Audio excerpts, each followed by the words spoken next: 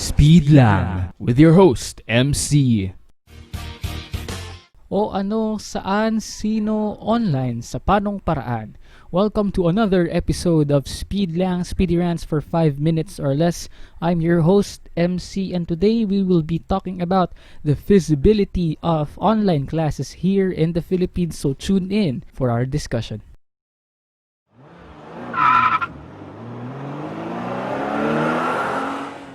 Hello everyone. Online classes is not actually a one-way issue, but there's a lot of sides that needs to be reconsidered for this topic to be tackled.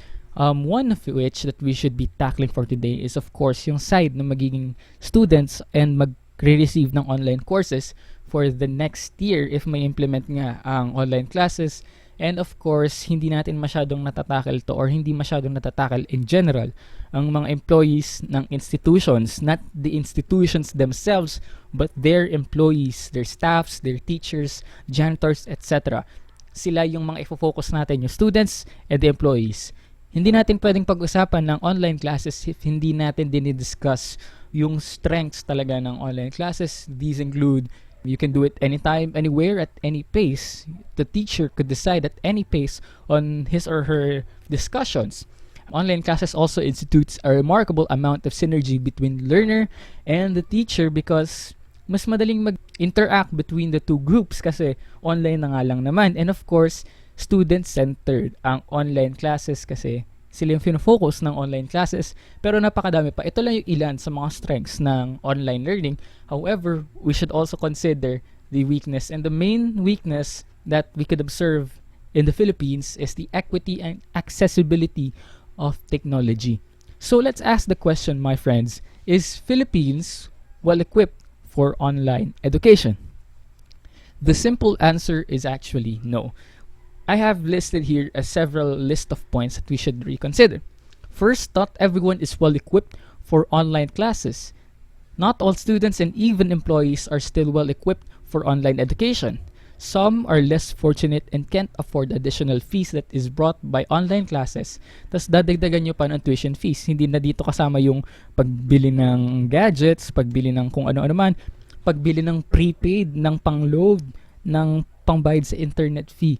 Some students are not capable of having those fees na dadagdag, lalo na kung nasa private school ka, ang mahal ng tuition, babayad ka pa for internet. Hindi rin natin pwedeng tanggalin sa consideration yung sa employees. For employees naman, lalo na sa mga teachers, they have new curriculum and adjustments that are necessary for this type of education. Mas kinakailangan ng training pero not everyone can afford to do this unless provided talaga ng institution. Depende na ito sa institution na magbibigay ng online classes, kung magbibigay sila ng workshops for the professors, for our teachers na nandyan with regards to the new normal of this curriculum. Second, mga kaibigan, yung generalization na ang mga Pilipino capable of adjusting to the new normal when in fact, mas madaming pinoproblema ngayon due to the pandemic itself. Tandaan nyo na may buhay ang mga tao outside school, and dahil sa pandemic, environment mo for work, nagiging environment mo na din for other responsibilities. Easier terms, naghahalo din yung environment kung saan ka pwede magpahinga and saan ka magtatrabaho. Nag-overlap ang environments mo, making it difficult to adjust. Lalong-lalo na sa mga nagtatrabaho. Hindi mo alam kung kailan ka magpapahinga or kailan ka magtatrabaho dahil iba yung environment mo eh. May psychology within that environment.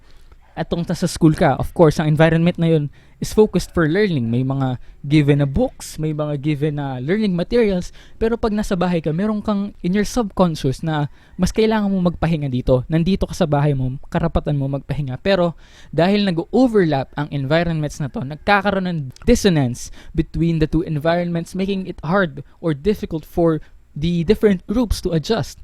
And lastly, hindi lang to applicable sa Pilipinas kundi para din sa buong mundo. According to a study conducted by Saan, students who struggle at school would most likely struggle more during online classes. Most online courses, however, particularly those serving K-12 students, have a format much more similar to in-person courses. The teacher helps to run virtual discussion among the students, assigns homework, etc., and follows up with individual students. sa nagiging curriculum ngayon, mas parang fina-facilitate yung in the classroom curriculum, which is kind of difficult to do lalo na't online ang ating magiging setting. Sometimes these courses are synchronous wherein the teacher and students all meet at the same time, and sometimes they are asynchronous or non-concurrent education. In both cases, the teacher is supposed to provide opportunities for students to engage thoughtfully with subject matter, and students in most cases are required to interact with each other virtually.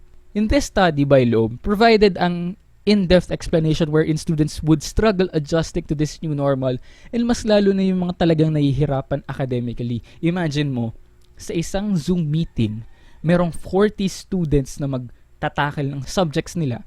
Sa sobrang dami ng mga students na yon, nahihirapan na mag-cope up, lalo na yung mga nahihirapan academically. Hindi pa dito kasama yung, in factor, yung mga walang pangbili ng internet.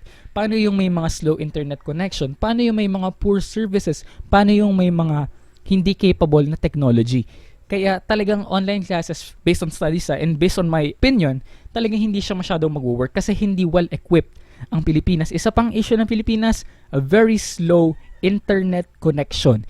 Tayo ang isa sa may pinakamababang internet connection sa buong mundo, kaya why push through online classes if we cannot even improve our own internet connectivity? Kaya yun mga kaibigan, that's in my opinion lang. And of course, binack up lang din natin ng study para mas maging valid yung ating points.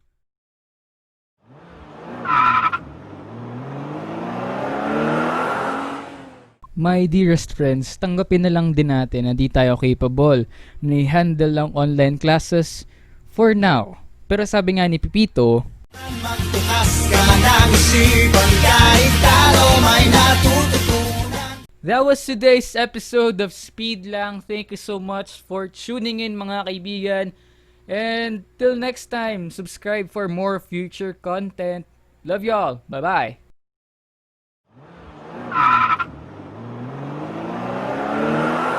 Speed Lang with your host, MC.